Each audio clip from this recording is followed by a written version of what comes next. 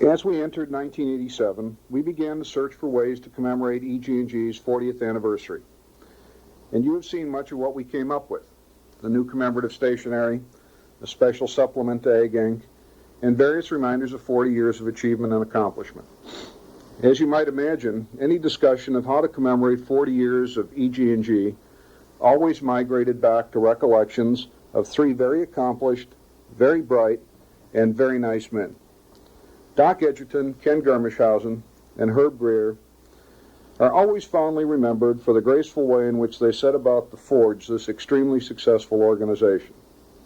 Of course, as soon as we began the recollections of Doc, Ken, and Herb, we were immediately propelled into the realm of Barney stories.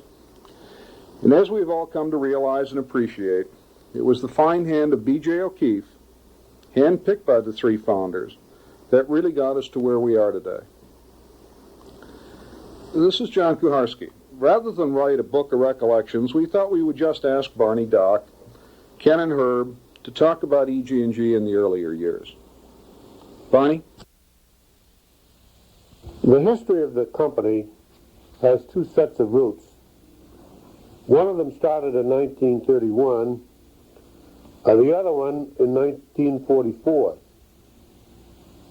They came together with the founding of the corporation in 1947. In 1931, Doc Edgerton was a young instructor in the electrical engineering department at MIT, working on the development of synchronous motors. Doc figured out that if a light could be flashed at the same frequency that the motor was turning, it would effectively stop the motion of the shaft, and he could get a greater understanding of how the motor operated. Ken Germishausen joined him while he was working on this problem and went on to invent the stroboscopic tubes which provided the pulses of light. Herb Greer came along a couple of years later to kind of put the systems together. Since I was in grammar school at the time, let me give you the individuals' recollections in their own words. First, we have the ever-fascinating voice of Doc Edgerton. Yeah, I was a young instructor at MIT and working in the lab, and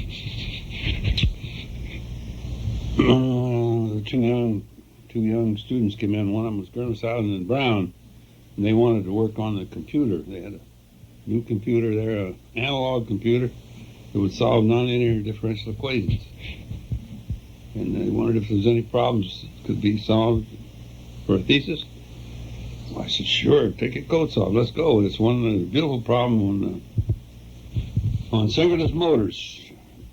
And I'll show you the motor, and I'll show you the computer, and introduce you to Dr. Vandy Von Bush and Sam Caldwell, and the machine is sitting right out there ready to go. It's a brand new machine. It's just been finished, and they haven't got all the bolts in it yet, but you'll help fix it up, I'm sure. And they had a wonderful time. It was very inspiring because they worked with the people who built this machine. And it was a tough problem, and they got an answer out of it. Numbers. It just came like that. And Gordon Brown came back and became an instructor, and then he finally ended up Dean of Engineering. Finally climbed clear to the top of the pile. And Germishausen went over to Europe when he got his degree to kind of loosen up. And the main reason he went to Europe is because there wasn't any jobs available. This was in 29 or 30, I've forgotten where. It was a real depression, not a fake one like we got now. It's a real, honest-to-goodness depression, where prices all went down. In this depression, they all go up for some reason or other. Well, he came back from Europe in the middle of summer, and I didn't have a job either. I was working on the strobe lights. I just found out strobe lights could be made to look at motors and get data from the motors, and I was all tied up with motors and working on my own research, and I was sitting on the floor soldering the wire together, and I saw a couple of feet walk in. And I looked up and I said, "Germishausen, what are you doing here? We got rid of you. You're supposed to be out and running the world." Well, he said, "I just came back from Europe. I've been traveling in England and enjoying myself. And I finally decided I'd better go home." And I spent all morning going around to the employment places. All I got was no, no, no, no. And it's beginning to get discouraging. And I can still remember, I said, "Sure, I know how it is. I've got the same problem. I'm not doing anything either. Let's do it together. Two can do nothing twice as fast as one. So take your coat off and get the soldering iron and put those two wires together, and we'll figure out something." When Doc says he was sitting on the floor putting wires together, he wasn't kidding. My fondest recollections of those days are of Doc Edgerton sitting on the floor putting wires together. He never sat on a chair or at a bench if he could find room to sit on the floor. Now we have Grams's reminiscences of the same period. The initial field of interest of the EG&G partnership, this was in the 30s, was the strobe lights, both single flash and repetitive. Doc Edgerton, Greer, and I used these tools in our consulting business, and at the same time designed a model that we licensed to General Radio Company. We were convinced that there was a large potential market for strobe lights and switch tubes of various types. Now, these switch tubes were based on the same design considerations as the strobe lights. I mean, the strobe lights could be used as a switch tube as well as strobe light. In 1940, we had produced a portable flash unit for the news photographer, and Eastman Kodak had given us a substantial order for a market test. Then an event occurred that completely and permanently changed the direction of the partnership. On December 7th, 1941, the U.S. entered World War II. At MIT, Doc Edgerton became deeply involved in night aerial flash photography for the military. And I joined the radiation lab to work on radar transmitters. And Greer became involved with some work at the Draper lab. And we both remained involved to a limited degree in the night aerial program. Greer, in particular, was deeply involved in Raytheon in the construction of night aerial photo units. It was this last connection that proved to be significant in the future direction of the partnership as it exists today. It seemed that Raytheon was also manufacturing what was called the firing set of the atomic bomb. It also seemed that there was a fair amount of commonality between the components and circuits of stroboscopes and the firing set of the nuclear weapons. So this was that Los Alamos wanted our little partnership to undertake a development contract to design better firing sets for nuclear weapons. Since we had no administrative structure or laboratory in which to perform the highly classified work, MIT agreed to accept the contract with the Manhattan District and assigned Greer as project manager. This was done in 1944. I was still involved with MIT's radiation lab and began to spend more and more time on the bomb work. In October 1945, Barney O'Keefe joined us. I am not sure that we expected the whole thing to last because he had also just started his own company. Ted Greer was the junior member of the partnership, but he was the guy who did the most to put the corporation together. He ran the development contract for the government, and I was his second in command. Let's see how Herb remembers it. I guess we should talk a little bit about EG&G, the partnership, because the corporation was really a convenient mechanism to escape some problems that the partnership had when it undertook the work for the Manhattan District. The partnership started, as you know, somewhat over 50 years ago, and really was an effort to achieve as a group more than we could as individuals. Doc particularly was a full-time professor and trying to promote the stroboscope essentially in his spare time. Germeshausen was the researcher who undertook the actual development of tubes that could be used over and over again. And my role, I guess, was the putting together of equipment that we could use. The effort worked very well, at least we ate, and in those days, in the early 30s, that was somewhat of a problem. Doc ran the accounts through his personal bank account. Esther really ran them, and hence we had a financial officer as well. The work continued and prospered. Old Lever Brothers, A.D. Little, United Shoe Machinery, people like that.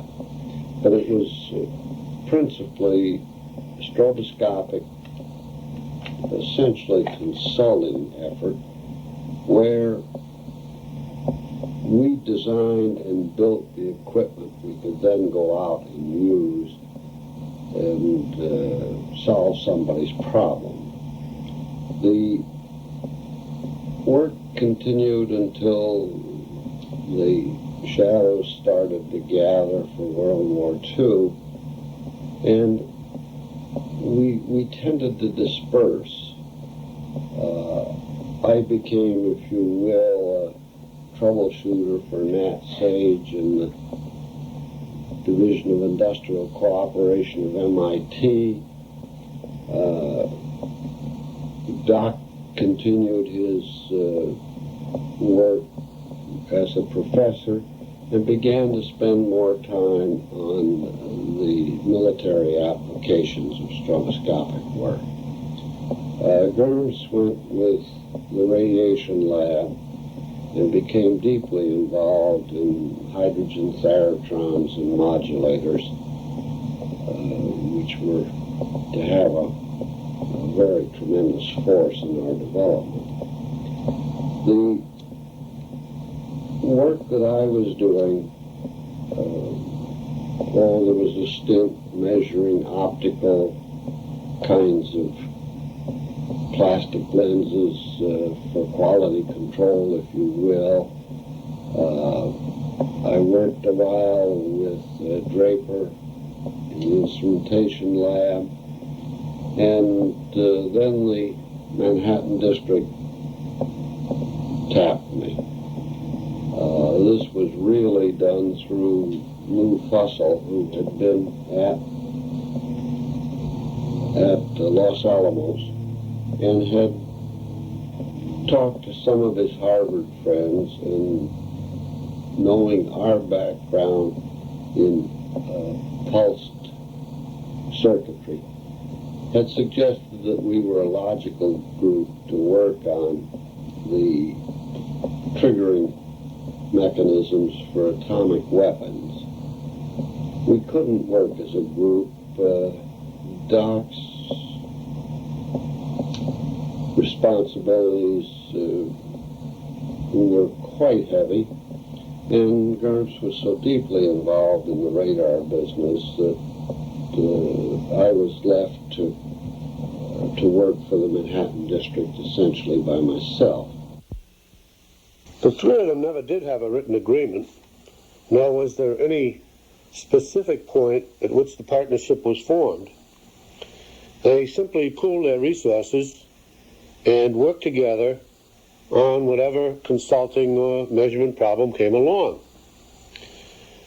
Throughout the 30s, they prospered as their abilities became better known. Their first problem was the Lever brothers analyzing soap-making machinery. That's why you see so many pictures of soap bubbles around from those days. They did others for Arthur D. Little and for the United Shoe Machinery Company. They were very careful in documenting their inventions. Among other things, they were awarded a very basic patent on the discharge of energy from an electrical capacitor bank through a stroboscopic switch into any kind of load. This patent was later found to cover all radar modulators and certain parts of nuclear weapons firing devices. When World War II broke out, their partnership continued, but their paths separated. Edgerton spent most of his time working on the problems of night aerial photography in Europe. This effort required stroboscopes with large electrical capacitor banks to take photographs from several thousand feet. Gernethausen went into the MIT Radiation Laboratory, the organization primarily responsible for the wartime radar effort. There he developed a series of gas switching tubes, particularly the hydrogen thyratron, for radar modulators. Some of these tubes survive to this day, and we still make them. Greer worked with Professor Stark Draper, the developer of the Norden bomb sight. The second set of events leading to the founding of the company began at the Los Alamos Scientific Laboratory in New Mexico, the headquarters of nuclear weapon research. There were two approaches to the wartime nuclear development. One was the separation of the fissionable isotope of uranium, the other the manufacture of a new element, plutonium. Uranium separation was tedious. Scientists estimated that there would only be enough uranium for one weapon before the end of 1945, so they pinned their hopes on reactors which could breed plutonium more easily. Late in 1944, it was found that the slightly radioactive plutonium would not work in the gun-type weapon developed to shoot two subcritical masses together. Early in 1945, 6 months before the end of the war, Los Alamos put on a super crash program to develop the implosion weapon from scratch. This is a technique which uses high explosive lenses surrounding a subcritical mass of plutonium to implode or squeeze it into criticality. I was an ensign in the Navy assigned at Los Alamos to the design of an electronic firing set, which would ignite detonators in the explosive lenses with a high degree of simultaneity. We needed a source of high-energy capacitor banks to provide the energy, but did not have time to develop our own source. Oppenheimer, the laboratory director, found that suitable capacitors were being assembled in Boston by the Raytheon Company for Edgerton's night aerial photography. He commandeered the plant and hired Greer as a consultant.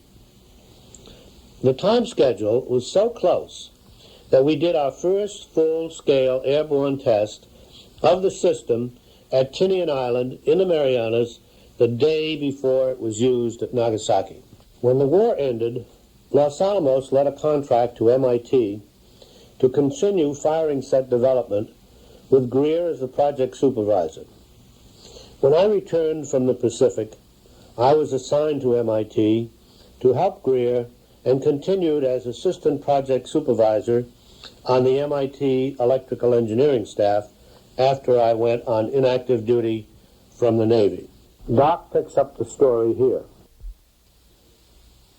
And Greer worked on, well, he helped me with night photography.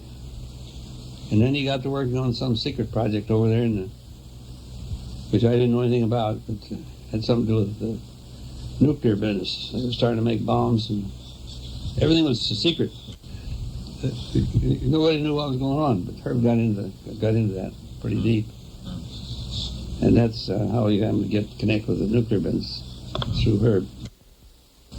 I remember that I was sitting on the floor in my lab doing something. I'm on the floor, and some shoes came in. I looked up, and here was a young lieutenant. And he says, "I'm looking for Edgerton." And I said, "You don't need to look any further. I'm right here. Just deflect your beam a little bit, and you'll see me." And I said, "What are you doing? What can I do for you?" Well, he says, "I'm in the Navy, and I thought I was going to be in the Navy, and here they assigned me to MIT to work with you." I said, "Fine, take off your coat, let's go. What are you going to do?" And I could see right then we had a good man, because he was straightforward and direct, and we got action right away. It's been a great pleasure to work with Barney, because you always know where you are. So he got right into the thing. I think he was a lieutenant. Maybe he was down further, but he was under official Navy orders, so he had to report. I think he reported to Herb. I don't remember who, but whatever it was, it worked out all right. Now it's Germs' chance to get a word in. In 1946, we became involved in our first test work. This was the Bikini Test Able, at which we succeeded in making some crucial measurements. Then another change occurred, which proved to be significant. MIT said that it did not want any more highly classified work on campus, and that if we wished to continue the AEC work, Edgerton, Greer, and O'Keefe would have to continue it elsewhere. This led to the founding of EG&G Inc. Here is how Herb Greer remembers it. Around this time, the first nuclear bomb had been exploded, and the bombs had been dropped on Japan. Some of the equipment we developed was actually involved in the weapons themselves. And after the cessation of hostilities, Barney, who had been in the military, in the Navy, and involved in the delivery and development of the bombs, was assigned to us full time. He had, I guess that's not quite right, because he had been assigned to us before during the development stage, but he was released and joined us. We began to build up, and again as the partnership, and took over the MIT contracts with the Manhattan District as a partnership. The group of us continued research on firing sets into the summer of 1947. The partners were also working on stroboscopic applications of their own, and I with another business, Radiation Instruments Company, which I had started. In July of 1947, Norris Bradbury, Oppenheimer's successor as director of Los Alamos, visited us at MIT. He asked us to build a special firing set for a series of full-scale nuclear weapons tests that President Truman had ordered carried out in Eniwetok in the Marshall Islands. He also asked us to deliver a network of timing signals for the experimenters who would be participating. The timing signal task quickly became a big one, requiring millions of dollars of submarine cable and other instrumentation. Jim Killian, the MIT president, wasn't too happy about the size of the project, since the Institute was going through one of its periodic attempts to divest itself of government contracts. Greer suggested that the partners form a corporation to take on the weapons test program. MIT and Los Alamos agreed. The corporation was formed with the same name as the partnership. Simultaneously, I sold my business and joined the group. We successfully carried out our tasks at Operation Sandstone in 1948, and were asked to take on a much bigger program at Operation Greenhouse at Eniwetok in 1951. The government added crucial neutron multiplication measurements and technical photography to our timing and firing tasks. As a result, the corporation expanded rapidly. Here's Doc Edgerton's recollection. And I can still remember, when I went to Eniwetok, I came in on a little boat somewhere and landed on one of those little tiny islands. And here was Barney with nothing on but a pair of shorts on the shore. And he welcomed me in, and he had this tent all to keep the sun off, all stocked with beer and ready to refreshments. And the place had tremendously high morale. Everybody there was working hard and accomplishing a lot. And I could see right then we had no problem. Things were going to go. In 1950, the government decided to open a continental weapons testing site in the vicinity of Las Vegas, Nevada. The company opened a laboratory in Las Vegas to service this program. The laboratory grew rapidly, and Greer eventually moved west to take charge of it, with the Massachusetts facilities handling Pacific testing and our new commercial projects. I took a short leave of absence to serve as scientific director on one of the Bikini test series, after which I was free to work with Germeshausen on commercial projects. After the 1962 partial test ban treaty, eliminating nuclear testing in the atmosphere, responsibility for all test work was assigned to Las Vegas, with the Boston headquartered free to devote attention to the commercial expansion which led to the balanced company we have today.